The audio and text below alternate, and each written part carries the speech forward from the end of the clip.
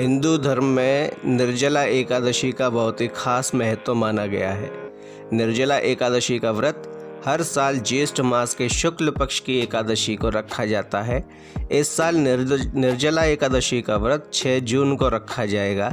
इस दिन भगवान विष्णु और माँ लक्ष्मी की पूजा होती है। लोग इस दिन बिना पानी पिए व्रत रखते हैं। निर्जला एकादशी को भीमसेनी एकादशी भी कहते हैं।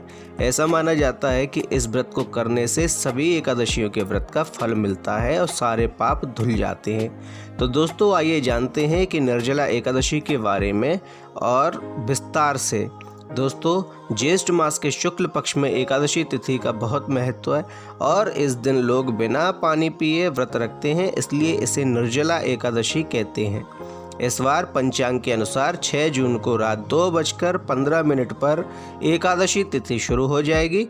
यह तिथि अगले दिन यानी 7 जून को सुबह 4:47 पर समाप्त होगी। इसलिए निर्जला एकादशी का व्रत 6 जून को ही रखा जाएगा, क्योंकि सूर्योदय के समय 6 जून को ही एकादशी तिथि लागू है और एकादशी व्रत का पारण हमेशा द्वादशी तिथि में किया जाता है। इसलिए निर्जला एकादशी व्रत का पारण 7 जून को होगा। दोस्तों, निर्जला एकादशी का पौराणिक महत्व बहुत बड़ा है, बहुत खास माना जाता है। एक बार व्यास जी के कहने पर पांडवों में भीम ने यह व्रत रखा था, तब से इस एकादशी को भीमसेनी एकादशी भी कहा जाता है। भीम ने मोक्ष की प्राप्ति के लिए यह व्रत रखा था।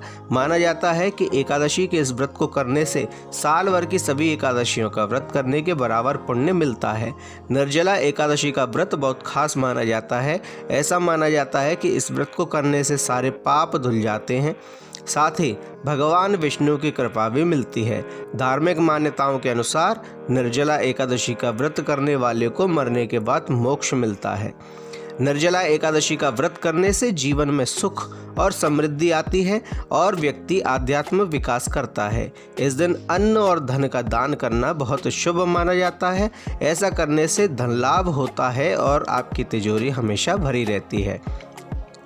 दोस्तों, निर्जला एकादशी पर भगवान विष्णु और माँ लक्ष्मी की पूजा का विधान है। इस दिन सुबह जल्दी उठकर सूर्य को जल चढ़ाना चाहिए और मन में भगवान का स्मरण करके मंदिर की सफाई करनी चाहिए। व्रत का संकल्प लेकर विष्णु और लक्ष्मी की मूर्ति, लकड़ी की चौकी स्थापित करने पर विधि विधान से पूजा करनी चाहिए। भगवान को पीले फल और माँ लक्ष्मी को खीर का भोग लगाना चाहिए। वह विष्णु सहस्त्रनाम और विष्णु चालीसा का पाठ करें और फिर पूरे दिन श्रद्धा से व्रत रखना चाहिए और पूजा पाठ में मन लगाना चाहिए। दोस्तों, ये विधि है निर्जला एकादशी के व्रत की। और निर्जला एकादशी के व्रत की अन्य कोई जानकारी के लिए आप हमें कमेंट कर सकते हैं। हमारे वीडियो को लाइक कीजिए, शेयर कीजिए, कमेंट में जय श्री राम लिखिए और हमारे चैनल को सब्सक्राइब कीजिए। धन्यवाद।